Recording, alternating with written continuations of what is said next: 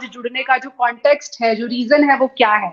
वैसे तो सबसे पहला रीजन हमारे सारे व्यूअर्स हैं जो हमसे अलग अलग प्लेटफॉर्म पर जुड़ते हैं, लेकिन आज हम उनकी ब्रेन की सेहत के बारे में बात करने वाले हैं, क्योंकि आज 29 अक्टूबर वर्ल्ड स्ट्रोक डे के तौर पर मनाया जाता है। पर आज खबर सिर्फ उन लोगों के लिए नहीं है जो स्ट्रोक के शिकार हो सकते हैं, उसके खतरे पर हैं या उससे जूझ रहे हैं।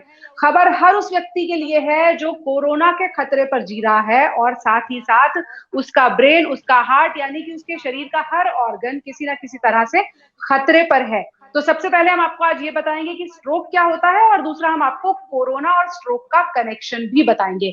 हमारे साथ डॉक्टर अजीत जैन हैं जो कि नोडल ऑफिसर हैं Rajiv Gandhi super speciality hospital में, पोस्ट कोविड क्लिनिक के इंचार्ज हैं, यानी कि कोरोना से ठीक होने के बाद जितने भी मरीज आ रहे हैं उनको ये देख रहे हैं।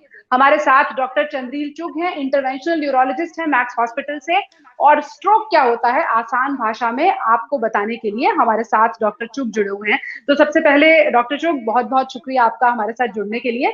अगर हम लोगों को ये बताएं कि ब्रेन अटैक या ब्रेन स्ट्रोक जिसे हम मेडिकल भाषा में कहते हैं, उसको आम लोग कैसे समझे कि स्ट्रोक क्या होता है। देखिए पूजा जी, जैसे हार्ट अटैक दिल की बीमारी है, वैसे ही ब्रेन अटैक या स्ट्रोक ब्रेन की बीमारी है। इस स्थिति में शरीर का एक अंग एकदम कमजोर हो जाए, नेस्तनाबूत हो जाए, बोलने में तकलीफ हो, एक आंख का विजन खत्म हो जाए, शरीर में तीव्र गति का सर दर्द हो सर में, या चक्कर आए, ये स्ट्रोक के लक्षण होते हैं। इनको आम भाषा में पैरालिटिक अटैक या फजलिश भी कहा जाता है। जी, तो आप लोग अब तक ये समझ गए होंगे कि ब्रेन अटैक या ब्रेन स्ट्रोक, जिसे आप आमतौर पर लकवा, पैरालिसिस मानते हैं, और अगर आपके शरीर के किसी भी हिस्से में किसी वजह से कमजोरी आ रही है और आप उसको नहीं समझ पा रहे हैं, तो हो सकता है कि आपके ब्रेन में कोई ना कोई दिक्कत हुई हो, कोई क्लॉट हुआ हो, खून जम गया हो और वो ब्रेन स्ट्रोक तक आपको पहुंचा दे। ये तो हुआ आसान भाषा में ब्रेन स्ट्रोक का मतलब। लेकिन आजकल लोग एक नई समस्या से जूझ रहे हैं जिसे डॉक्टर्स ब्रेन फॉग कहते हैं, यानी कि ब्रेन का धुंधला हो जाना, ब्रेन में कोहरा आ जाना। आप इसे ऐसे समझिए कि दिमाग है तो सही लेकिन काम ठीक तरीके से नहीं कर रहा है, चीजें समझ में नहीं आ रही हैं, ब्रेन स्लो हो गया है या हमारा दिमाग सुस्त पड़ गया है, कॉम्प्रिहेंड नहीं कर पा रहा है। ये चीजें हम अक्सर देख रहे हैं, और ये खासतौर पर वो मरीज अब कंप्लेन कर रहे हैं जो कोरोना से ठीक हुए हैं। तो डॉक्टर जैन, मैं आपसे जानना चाहूंगी, आप एक पोस्ट कोविड क्लिनिक चला रहे हैं जिनमें आप रोजाना सैकड़ों मरीज देखते हैं। इस तरह की परेशानियों के साथ कितने परसेंट मरीज आपके पास पहुंच रहे हैं? अगर मैं रफली पोस्ट कोविड क्लिनिक का बोलूं तो हमारे पास में लगभग 30% पेशेंट्स हैं जिनको न्यूरोसाइकेट्रिक प्रॉब्लम है। हम लोग यहाँ एक टर्म न्यूरोसाइकेट्रिक काम में ले रहे हैं क्योंकि इससे मिक्स पिक्चर एंड बचे हुए पेशेंट जैसे 30-40% पेशेंट है जिनको माइल्डिया या फटीग है, ब्रीथलेसनेस के अराउंड 20% पेशेंट है, और जो न्यूरोलॉजिकल कॉम्प्लिकेशन ही पार्ट है जिसका हाइपोस्मिया है या एजुसिया है या एनोस्मिया है, वो 2-3% पेशेंट वो भी हैं, और बाकी पेन एब्डोमन और चेस्ट इन्फेक्शन वो है। अगर मैं कंसंट्रेट करूं कि न्यूरोलॉजिकल कॉम्प्लिकेशन जो कोविड के हैं हम लोगों के, उसमें अगर मैं शुरू से और पहले से बोलूं जहां हम लोग आरटीपीसीआर या सैंपल लेते हैं, तो इसमें भी कुछ केसेस रिपोर्टेड हैं जिसके अंदर से सीएसएफ राइनोरिया हुआ है या मेनिंजाइटिस हुआ है, और उसके आगे देखो तो एसेप्टिक मेनिंजाइटिस है, एंसेफेलाइटिस है, या एक्यूट फ्लैसिड पैरालिसिस है, या एक्यूट फ्लैसिड माइलाइटिस है, एंसेफेलोपैथी, ये लोग हम फेस कर रहे हैं। और पर्टिकुलरली जो वेस्कुलर इवेंट है, इन्फ्लेमेटरी रिएक्शन के कारण, हाइपर कोगुलेबल स्टेट के कारण, जिसमें डी डाइमर बढ़ जाता है, फेरिटिन बढ़ा रहता है, सीआरपी बढ़ा रहता है, उनके अंदर इनफैक्ट जो आप ब्रेन स्ट्रोक बोल रहे थे वो केसेस भी हम लोगों ने देखे हैं जिसमें एक थ्रोम्बस निकला और वो ब्रेन की किसी आर्टरी में चला गया थ्रू कैरोटिड्स। तो जी न्यूज़ के डिजिटल प्लेटफॉर्म पर जो लोग अब इन कॉम्प्लिकेटेड मेडिकल टर्म्स को सुन रहे हैं, अगर वो इसको समझ नहीं पा रहे हैं, तो हम आसान भाषा में बता सकते हैं कि ब्लड का क्लॉट अगर जमा हो गया और उसकी वजह से आपको प्रॉब्लम कुछ और हुई लेकिन अब सिम्टम्स कुछ और आ रहे हैं, तो ये स्थिति खतरनाक बन रही है। और जैसा कि डॉक्टर जैन बता रहे हैं, बहुत सारे पेशेंट्स पहुंच रहे हैं। स्ट्रोक का मोटा मोटा आंकड़ा ये कहता है कि हर 4 में से किसी एक व्यक्ति को लाइफ टाइम में स्ट्रोक होने का खतरा होता है, यानी कि हर चौथा व्यक्ति स्ट्रोक के खतरे पर होता है। लेकिन डॉक्टर चोक, अगर मैं आपसे पूछूं कि कोरोना के पेशेंट्स को अगर हम उसमें ऐड कर दें, जो अब न्यूरोलॉजिकल कॉम्प्लिकेशंस के साथ पहुंच रहे हैं, जैसे डॉक्टर जैन ने कहा, तो ये नंबर काफी ज्यादा बढ़ जाता है। तो ऐसे में कोरोना के पेशेंट्स क्या करें कि उनको कम से कम न्यूरोलॉजिकल प्रॉब्लम्स हो? देखिए, इस समय हमारी जो नॉलेज है कोरोना और न्यूरोलॉजिकल इलनेस की, वो अभी तक सिर्फ डेटा पे लिमिटेड है। हम लोग केवल एसोसिएशन देख पा रहे हैं, लेकिन इसको कोरोना वायरस से एसोसिएट अभी तक साइंस में नहीं किया गया है। अभी तक हम लोग ये जान नहीं पाए हैं कि कोरोना वायरस की वजह से खून चिपचिपा हो जाने की वजह से थपका बन रहा है, या कोरोना से फाइट करने के लिए जो बॉडी में अंदरूनी एंटीबॉडीज बनती हैं, उनके रिएक्शन की वजह से सारे सिम्टम्स आ रहे हैं।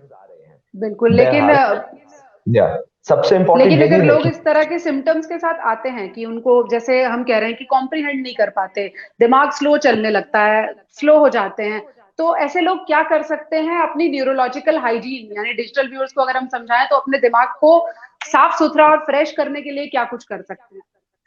देखिए, ब्रेन फॉग जैसा आपने बोला, वो एक ऐसी टर्म है जिसको कॉमन लैंग्वेज में लोगों ने यूज करना शुरू किया है कि क्लैरिटी ऑफ थिंकिंग ना होना, कंसंट्रेशन ना कर पाना, अटेंशन से बात ना कर पाना, अपने काम में उसी इंथुजियाज्म से और उसी परफॉर्मेंस लेवल पे वापस ना आ पाना, हमेशा थकावट रहना। तो ब्रेन की ये जो मेजर चीजें हैं वो बहुत सिंपल हैं। एक तो हाइड्रेशन रखना, क्योंकि आपका ब्रेन डिहाइड्रेशन से रिस्पॉन्ड करता है और डायल डाउन हो जाता है। पूरा पेट ना भरना, खाना खाना, अच्छा खाना, लेकिन पूरा पेट ना भरना, 80% पे प्लेट छोड़ देना। तो हल्की सी भूख रहना ब्रेन के लिए बहुत अच्छा है। हम्म, तीसरी चीज, एक्सरसाइज या व्यायाम करना। हम्म। ऐसी चीजों से, यानी एक्सरसाइज से ब्रेन की एक्टिविटी बढ़ती है।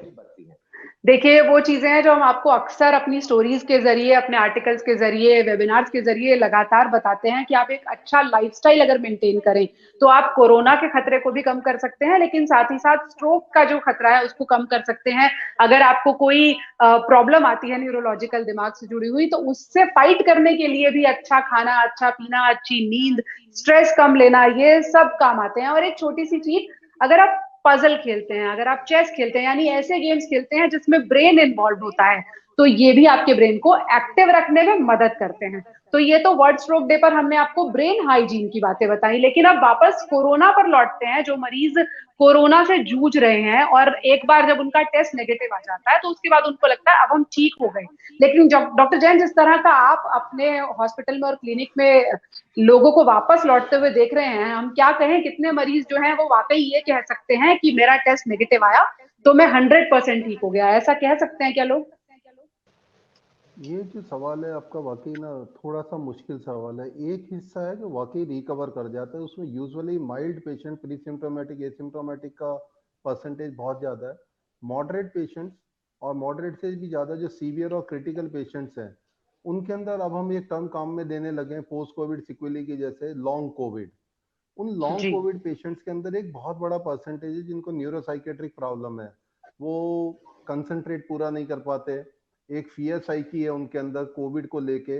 नॉलेज नहीं होने के कारण एक डर घबराहट हो गया कि ये कोविड के बाद में भी, ठीक होने के बाद में ठीक नहीं हुआ, क्या होगा, दूसरी बार अगर मेरे को कोविड हो गया तो क्या हो गया। ये जो एंजाइटी है, ये जो फियर है, ये उनको हर तरफ अफेक्ट करती है। They are unable to concentrate, concentrate नहीं कर पाते कि चीज पे, लगातार सर दर्द सा होता है, कई बार सोमेटाइजेशन होता है इनका, सिम्टोमेटोलॉजी का जो आपके ब्रेन में चल रहा है, हाइपर वेंटिलेशन होता है, नींद नहीं आती, इंसोम्निया हो जाता है, नाइटमेयर जैसी सिचुएशन, एकदम से खड़े हो जाते हैं लोग। कई लोगों को ऐसा होता है कि जो कुछ उनके सामने बीता है, जैसे हमारे आईसीयू में एडमिट हुए क्रिटिकल पेशेंट, उनके सामने कोई वेंटिलेटर पे गया, कोई सिक हो गया, कोई सीपीआर हुआ, कोई पेशेंट का डेथ हो गया, तो उनके सामने वो पूरा पिक्चर घूमता रहता है, उन्हें लगता रहता है, उन्हें पूरा पूरा पिक्चर याद आता है। तो they are in A situation जिसको हम लोग न्यूरोसाइकेट्रिक पेशेंट बोलते हैं। और एक अम्ब्रेला टर्म की, जैसे अगर मैं न्यूरोसिस काम में लूं तो शायद वो टर्म भी काम में ले सकते हैं, बट वेरिड सिम्टम है, ये न्यूरोसाइकेट्रिक एक प्रॉब्लम है। लंबी लिस्ट डॉक्टर जैन आपने गिनाई है, जो हमारे व्यूअर्स हैं वो सुन रहे होंगे कि कितने सारे कॉम्प्लिकेशंस हैं। अगर इसको मैं सम अप करूं तो ये कह सकते हैं कि कोरोना नेगेटिव तो आप हो गए, लाइफ पॉजिटिव होगी या नहीं ये कहना बड़ा मुश्किल है। और जैसे कि ब्रेन से जुड़े हुए आंकड़े हैं वो ये बताते हैं कि 20% लोग ऐसे होते हैं जिनको साल भर में ब्रेन स्ट्रोक होता है जो 40 साल से कम उम्र के लोग होते हैं, यानी कि न्यूरोलॉजिकल डिसऑर्डर्स के खतरे पर वो लोग होते हैं जो यंगस्टर्स भी होते हैं। 20% एक बड़ा आंकड़ा है भारत के लिहाज से अगर देखें। और दूसरी तरफ कोरोना की बात करें तो बहुत सारे यंगस्टर्स, चाहे उनको बाहर निकलना पड़ा इस वजह से या फिर वो और वजहों से ज्यादा ससेप्टेबल रहे, बहुत सारा यूथ भी ऐसा था जो कोरोना के खतरे पर रहा। तो डॉक्टर चुग, जो लोग ये सोचते हैं कि ब्रेन के डिसऑर्डर्स तो बुढ़ापे में होते हैं, याददाश्त चली जाती है या स्ट्रोक हो जाता है, आप ऐसे यूथ को क्या सलाह देना चाहेंगे कि वो कितना खतरे पर है और उनको कितना सावधान रहने की जरूरत है? मोबाइल फोन कितना बड़ा फैक्टर है, इस पर जरूर बात कीजिएगा।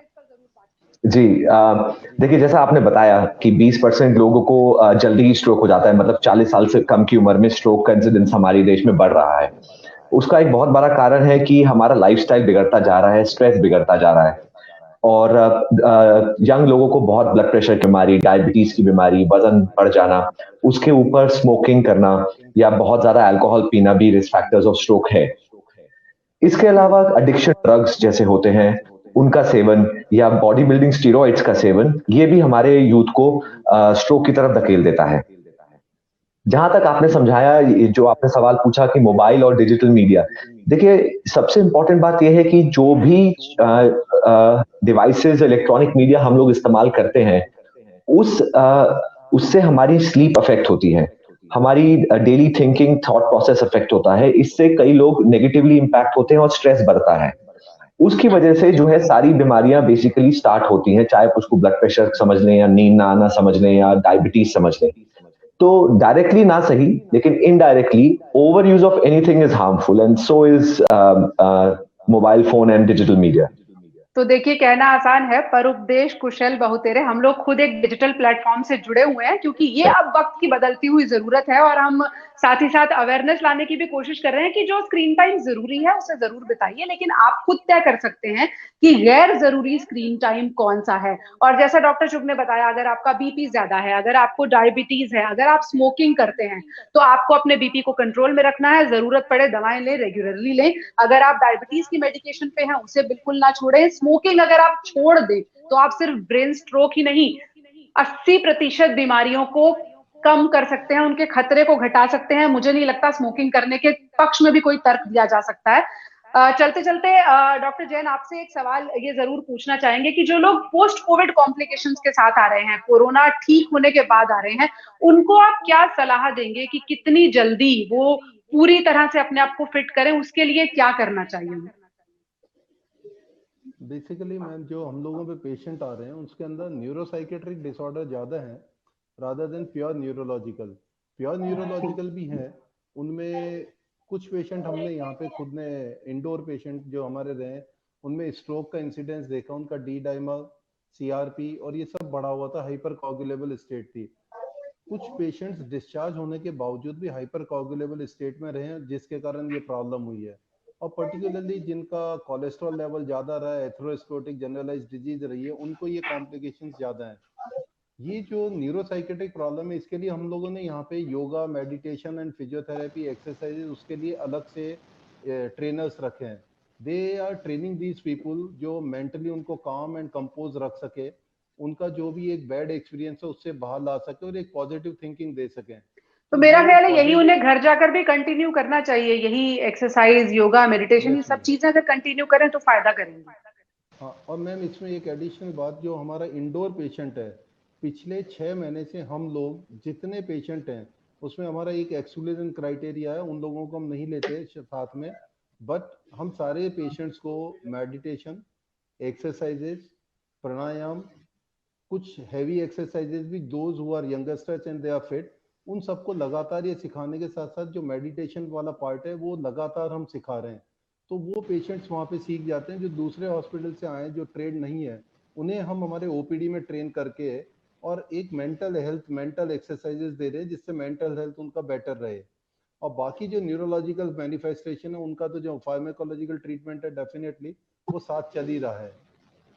जी, तो चाहे पोस्ट कोविड कॉम्प्लिकेशंस की बात हो, चाहे स्ट्रोक की बात हो, अगर हम सारे जो सुझाव आज हमें डॉक्टर साहब ने सुझाए हैं, अगर उनको सम अप कर लें तो उसका मतलब यह है अपना लाइफस्टाइल बेहतर रखिए, भरपूर नींद लीजिए, मोबाइल फोन का इस्तेमाल कम से कम कीजिए, तनाव से दूर रहिए, योगा मेडिटेशन कीजिए। इनमें से कोई सी बात ऐसी नहीं है जो शायद हमें मालूम नहीं है, लेकिन वक्त वक्त पर रीइंफोर्स करने की जरूरत होती है। और उसके लिए आज हमने जी न्यूज के डिजिटल व्यूअर्स के लिए वर्ल्ड स्ट्रोक डे को चुना है। आज ही नहीं, हर दिन अपनी सेहत का ख्याल रखिए और अपने सवाल हमें जरूर भेजते रहिएगा। हम कोशिश करेंगे कि अपने एक्सपर्ट्स के जरिए हम आपके सवालों का जवाब भी आपको दें। फिलहाल हमारे इस स्पेशल एडिशन में जुड़ने के लिए वर्ल्ड स्ट्रोक डे पर आप सभी का बहुत बहुत धन्यवाद। Do take good care of yourself.